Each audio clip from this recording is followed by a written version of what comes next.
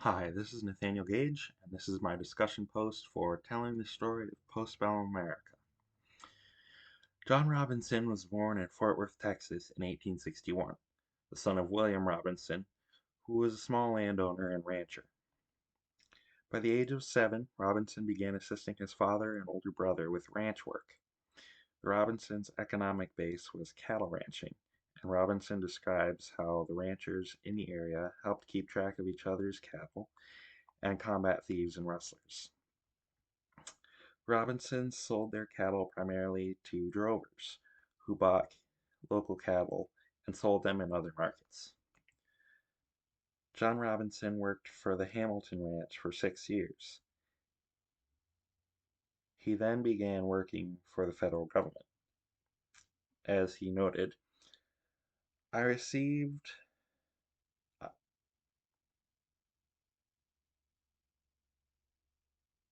I remained in the government service for 4 years, and during this period my duties placed me in several gun battles. Although Robinson's work for the government did not contribute significantly to the postbellum American economy, his work as a rancher/cowboy in Texas contributed to one of the most beneficial areas of the postbellum economy, raising and selling cattle. According to the article, Making a Living in Golden Cattle, cattle drives were an integral part of Western expansion.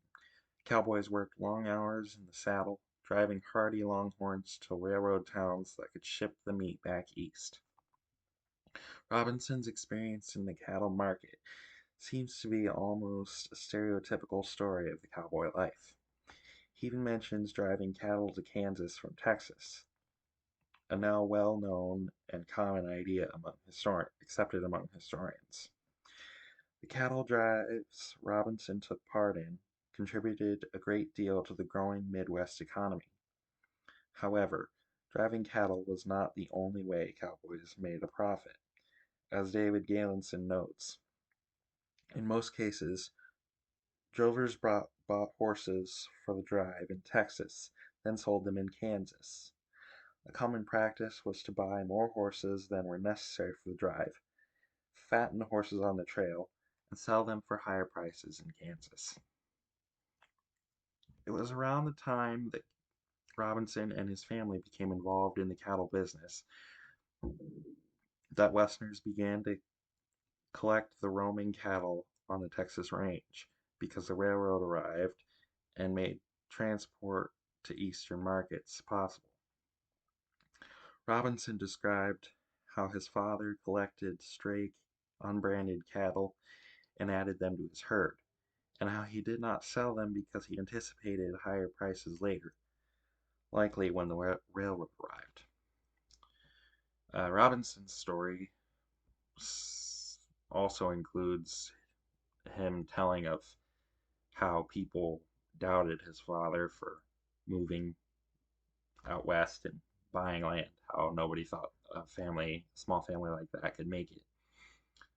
But clearly they anticipated the how beneficial cattle ranching would become.